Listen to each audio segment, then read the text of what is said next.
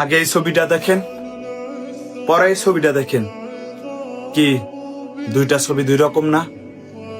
দুইটা ছবি যেমন দুই রকম, দুইটা মানুষের মন মানসিকতাও সেই দুই রকম।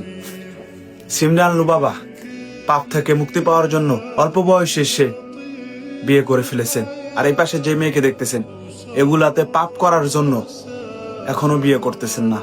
সিমরান লুবাবা চাইতেছে তার ফেসটাকে লুকাই রাখতে, আর আমাদের দেশের মিডিয়া এমনকি অনেক কন্টেন্ট ক্রিয়েটররাও মানে তাকে অভিনন্দন জানাইছে, ভালো ভিডিও করছে, কিন্তু তার ফেসটা দেখাইয়া। মেয়েটা যে এখন পর্দা করে এই কথা চিন্তা ভাবনা করে যদি তারা ভিডিও বানাইতো তাহলে হয়তো তারা ফেসটা দেখাইতো না।